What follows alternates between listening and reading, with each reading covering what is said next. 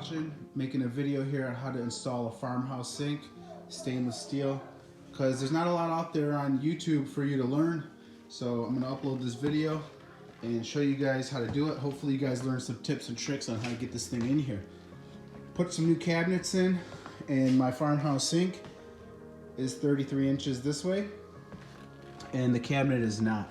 So I'm gonna have to cut this cabinet a little bit, probably about, I think about 1.5 inches away it was, and about 4 inches down so that could fit in there.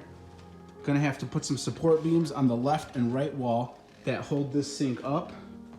Now, if you have a countertop, these are made so the countertop goes over this edge right here, so it'll lay just like that, and water can drip over and into the farmhouse sink. This facing comes outwards, as you guys know, and will stick out just a hair. I'm gonna use a template, these 2 pieces of cardboard paper, and I'm gonna take this exact measurement and lay it as a template. Exactly that corner, and then the other piece of paper will go this way to this corner. I'll tape them together, lay it over it, use a pen, mark it, and then I'm gonna cut it out so the farmhouse sink goes right in. First, I'm gonna turn off the water and remove this whole countertop and this old sink that's getting removed. And then we're gonna move forward. You might need, definitely gonna need a drill, gonna need a level, maybe an oscillating tool or whatever you're gonna use to cut this out. Some people might use a jigsaw. I think I can get a better cut with that oscillator. That way I can cut a perfect line with 2 hands and get all the way around. From Home Depot. And if you guys don't know anything about sinks and you're just beginning, that there is different kinds where they call it a 50-50, being that this middle wall would be centered. This one is a 60-40, so that this way the wall is pushed this way and the garbage disposal will be on my right side. Also picked up this, I think this was a couple $100, made by Vigo. This was on the Home Depot website also. Nice modern style, magnetic attachment right here, and push button for like sprayer. Gonna put that one in there when that's done. This is nice construction, heavy duty, 6 gauge, I think it was, 6 mil is what they call it. Real heavy duty sink, well made. I think that was about $500 or $600 for that. Came with a lot of different accessories too. Those are in the box. It came with a piece of wood that goes here where you can just chop and cut, grates in the inside. I'll show you guys that later in the video as you're watching. Step was to turn off the water. Make sure it's turned off by turning on your sink and not getting any water. I turned it off, and then I removed the drainage plumbing. So let me tell you guys, when you take this on, expect to go to the hardware store for plumbing accessories or something that you're gonna need. Chances are you're gonna have to do that. So make sure you got a whole day to work on this thing. Sink all removed, water is off, plumbing is removed. Next step is to make a template with what I talked about earlier. Right here, taking the exact measurement and then placing it up against here, tracing it out. Always double check your measurements, measure twice, only cut once, because if you gotta cut twice, you probably made a mistake. If you've never done plumbing before, as soon as you unscrew a faucet, I ran into this where about 50% of the time, one of the faucets, even though the shutoff is off, tends to continue to drip, so be aware of that. I always keep extra caps so that way I can cap it. So when I'm done with the job, I can then remove the cap and save it for next time. It's nice to have those if you're gonna do future plumbing jobs. Also, I have a towel under here with a pan to catch all the dripping water or dirty water coming out of that drain pipe. I have my 33-inch template, which is perfect. Having a solid piece of paper cut from a factory that's perfectly square is a lot easier. I couldn't find anything around the house that was gonna give me that perfect shape. So I just double checked it and put my level up against my piece of paper and made sure that it was perfectly straight, which it is. So next I'm gonna transfer the image here, tape it to there, and I'll draw it out and then double check it, and then I'll cut. Make sure if you're making a template, not to put it on the front face and try to measure it that way. You'll end up with a bigger cut than needed. So that's why I have flipped this over, because I have a perfectly flat surface. But hopefully that makes sense to you guys. That rounded edge right there will give your template a bigger look. So when you flatten it out, it will no longer be rounded. So don't make that mistake and cut the extra. Got my template down there, and this is what I was talking about. You see that curve that it's taking on, that is not the exact shape you want to take your measurement from for left and right, because you'll end up coming up short because of that curve. But that's why we took the measurement from the bottom. Okay, so about the height, I know that I could, you see that paper, how I could just barely feel it? It's perfectly cut. So that template shows me my height up and down. On both sides, I've done the same thing in the same direction, because the sink's gonna go like that. So I'm gonna transfer this template over here to the exact height needed, and then I'll be able to draw out my line where I have it and cut it out. My sink is exactly 33 inches from left to right. So I have a measuring tape here, measuring the distance that I have to work with inside. That comes up to 34.5 inches exactly, which means if my sink is 33 inches, I now have 1.5 inches for play. So I'm gonna divide that in two, and that's where I'm gonna center my sink to be placed in this. So I have 3/4 inch on each side, right here. Also, my sink goes in 21 inches deep. The support beam right here needs to be cut. I went a little extra, it's not gonna hurt. So that way I don't have to double cut that because nobody's gonna see it.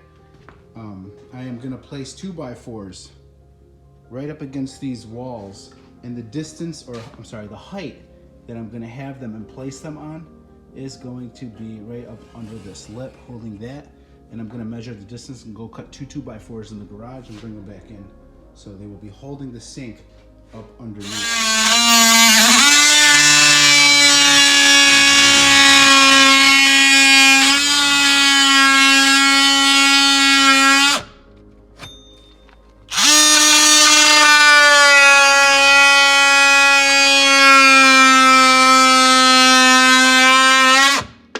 Template put up. I talked about my notches that I had here for the level, the height of the sink going in. I have 3/4 inch from left to right, which is equally centered. This is my template. I'm gonna draw a line with a fine pen all the way around, and that's exactly where my sink is gonna lay in place, and I have to build the support bracket, and I'll be okay. Might have to cut this out. I'm not sure if that's gonna bump it. I think I'm about 1/2 inch. I might have to head to the hardware store, cut this down, maybe shorten it down, or move the pipe back a little. I drew on my template, and now it's time to remove it. And I know when I remove it that those lines are 100% accurate and ready to cut. And my sink will fit right in place.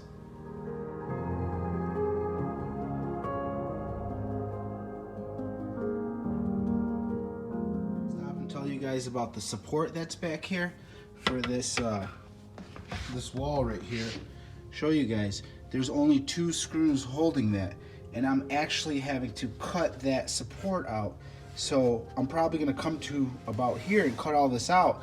You can't have this with just 1 screw in there, so I'm gonna put this support bracket behind it and screw it in. Make sure that your screws, or if you're using something like this, that your screws don't go all the way through. They can't be longer or they'll come out the other end. I marked and pre-drilled my holes, making sure not to go through all the way through the other side. I measured the distance where I was gonna, on the other side, I think I had 3.5 inches. So I marked a 3.5 inch mark. Oops, sorry. I marked the 3.5 inch mark, which is the top one. And then I'm gonna put my bracket about 3/4 inch, a little bit lower.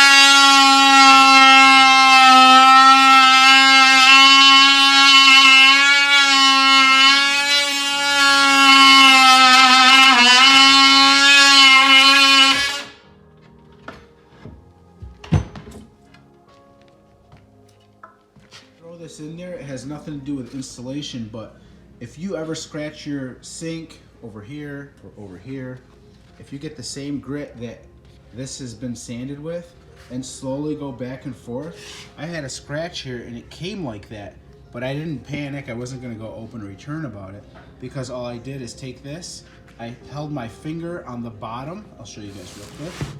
I held my finger or my thumb to ride the top so that way it didn't like go all over the place. So I kept going back and forth, holding my finger there for a guide, and I went back and forth and that thing disappeared. So it's gone. I should have put the scratch in there so you guys can see what I'm talking about, but same thing with like refrigerators. You got a refrigerator, but this one I could tell is a much finer grit. So if you get a really, really fine grit is what you want to do, because if I do this one, it's going to stand out too thick. So get the finest grit you can and start with that if you're not sure what grit you're thinking about. But this one has a finer or a heavier grit that it was sanded with, identical to this one made on a sanding block. Throw that in there because you can have your stainless steel looking new like the day it was installed. Support brackets right here. I got them right there and right here. So now this sink is fully supported. You need to make sure you support it right, because when that thing's full of water and dishes, that's gonna get heavy, or if somebody's leaning on it, you don't want it leaning up on this. So I got 3 points of contact there. I know it's solid. I use liquid nails and about 4 screws in each. This thing is solid. It could hold me and my whole family sitting on that thing. And then I left enough space for when the granite countertops come for the sink to go in right behind it. Now I'm gonna slide this thing into place and see how it fits. We're ready to put this thing to place, see how it fits. One thing I can tell you guys, make sure you have a level. Make sure if you're not good at measuring, have somebody with you who is good at measuring, because you need to make this so precise or you're gonna be very disappointed, especially if it's your home and it's something you're gonna notice and see all the time. So as you see this like paper over here, I use those to make sure that the distance forward was the same as the cabinet. I could show you guys from the side right here, so that when the cabinet is there, I knew that I wanted this to be like flush with that, if that makes sense. And I also took a measurement here, and then I marked it where I wanted it to stick out from so that it was equal with that. Now this thing is well in place, very solid. I'll show you guys real quick if I can find my leveling bar. Backing up here. Okay, so make sure that if this is an under counter, when I say under counter, being that the granite or stone is gonna go over it, so when it sits on top of it, the water will spill down, and you probably have to caulk it all up in here so when the countertop comes in. So everything is level as it should be, as you can see, and that this height is flush. That, let me see, you guys can see that right there. Everything is flush. The back end is also going to be flush too. So everything should be level. So when they come and put that countertop in, it will be done. So I'm gonna end this video. Hopefully you guys learned something, tips or tricks in there on how to put in a farmhouse sink, that, because it can be a little bit tricky and not a lot out there on YouTube. Hopefully this helps a lot of people out. Give me a thumbs up. Thanks for watching. Go put that sink in.